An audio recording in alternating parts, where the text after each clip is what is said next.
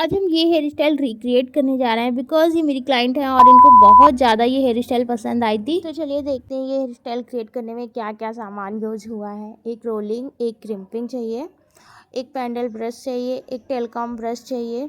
अगर आपको टेक्निक आती है तो आप नॉर्मल से भी कर सकते हो, ज़रूरी नहीं है आप यही ब्रश और यही कॉम यूज़ करो, आप नॉर्मल से भी कर सकते हो। देन मैंने लिया है 2 सेक्शन पिन, उसके बाद वैक्स स्टिक लिया है।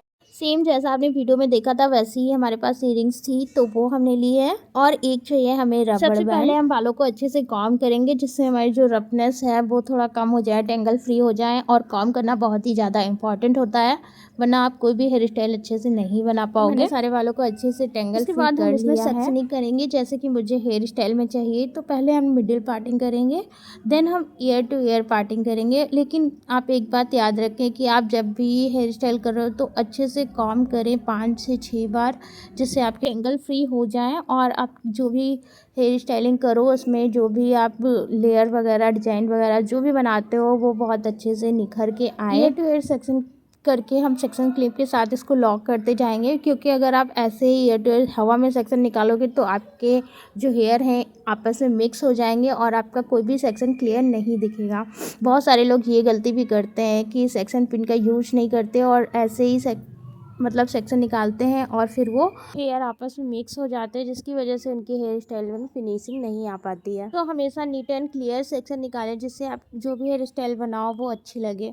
अब हम पतली पतली लेयर्स में क्रिम्पिंग करेंगे जिससे हमारे जो हेयर्स में बाउंस आता है क्रिम्पिंग करने से, और एक अच्छा सा साइन भी आता है। तो जिन लोगों के हेयर बहुत ज़्यादा थिन होते हैं, पतले होते हैं, उनके बालों में क्रिम्पिंग करना ज़रूरी होता है, बिकॉज बिना क्रिम्पिंग के उनके बालों में बाउंस नहीं आएगा और बिना बाउंस की हेयर स्टाइल नहीं अच्छी लगती है। ऐसे ही हम दोनों साइड क्रिम्पिंग करेंगे पूरे हेयर्स में।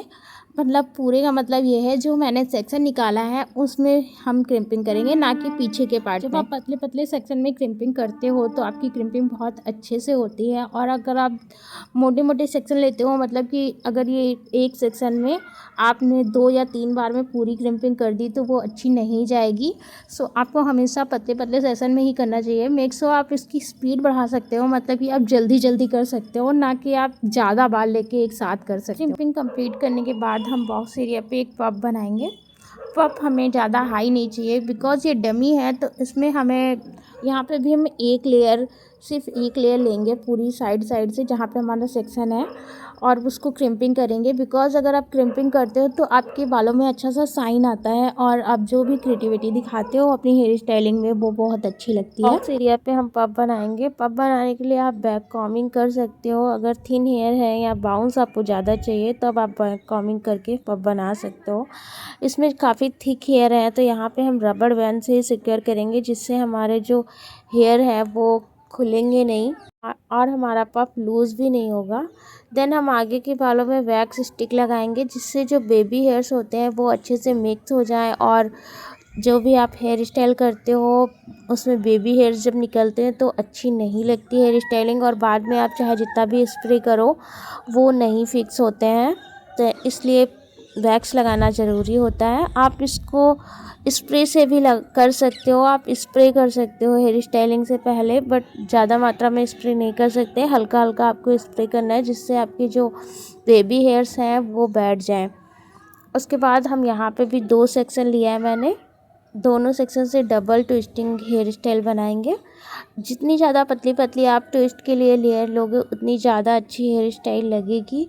अगर आप चाहो तो 2 से 3 सेक्शन में ही पूरी ये लेयर कंप्लीट कर सकते हो, लेकिन वो अच्छी नहीं लगती। जितनी हमने लेयर ली है उन सारी लेयर्स को हल्का हल्का सा ऊपर उठाते हैं जिससे ये अच्छे से निखर जाए, मतलब कि जो भी हमारी ट्विस्ट ब्रेड है वो अच्छे से उभरी हुई दिखाई दे। ऐसे ही सेम टू सेम हम आगे के बालों में भी करेंगे। आगे के बालों में ट्विस्टिंग करते समय आप एक बात का ध्यान रखें, ट्विस्टिंग या कोई भी हेयर स्टाइल आपको जो फ्लिक्स निकालनी है वो आप हेयर स्टाइल करते समय ही निकालो, बिकॉज़ अगर आप बाद में निकालते हो तो आपकी जो भी आपने क्रिएटिविटी करी है वो सारी की सारी बिगड़ जाती हो और एक बार बाल निकलने के बाद वो सही नहीं होते हैं। सो आपको हेयर स्टाइल बनाते समय ही आगे की फ्लिक्स निकाल लेने चाहिए। दोनों साइड से मैंने same to same hair style करी है। इसके बाद हम पीछे के बालों को रोल करेंगे। रोल करने के लिए जो हमने बाल ये बॉब से सिक्योर किए हैं और जो पफ बनाया था उन सारे बालों को ऊपर होल्ड कर देंगे। देन जो नीचे बचे हुए हमारे हेयर हैं उनको एक छोटी छोटी लेयर्स में हम रोल करेंगे।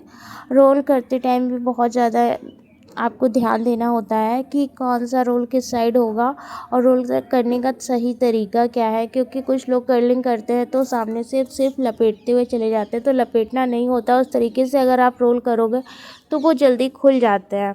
देन जैसे ये मैं कर रही हूँ इस तरीके से अगर आप रोल करते हो तो देखने में आपके रोल काफ़ी अच्छे लगेंगे और ये ज़्यादा टाइम तक स्टे करते हैं। और किसी के अगर रूखे हेयर है, जैसे कि बहुत ज़्यादा रफ़ है, उन बालों में अगर आप रोल करोगे और कोई स्प्रे नहीं भी करोगे तो भी वो हेयर वैसे के वैसे ही रहेंगे और खुलेंगे नहीं। कर्लिंग के टाइम एक बात का और ध्यान रखना होता है कि आप कर्लिंग एक ही साइड के पूरे बालों में नहीं कर सकते हो। अगर एक साइड से आप हेयर करोगे तो वो ज़्यादा अच्छा नहीं लगता है। तो आधे बाल हमने इधर से कर्ल किए हैं और आधे राइट साइड से, तो राइट लेफ़्ट दोनों साइड से हम कर्ल करते हैं अंदर की तरफ, ना कि बाहर की तरफ। देन आगे की जो हमारी फ्लेक्स निकली हुई थी उनको भी हम इसी रोलर मशीन से कर्लिंग करेंगे, बिकॉज़ अगर आप पतली वाली कर्लिंग से करते हो तो वो ज़्यादा प्रोफेशनल नहीं लगता है और उस तरीके के कर्ल ज़्यादा अच्छे नहीं लगते हैं।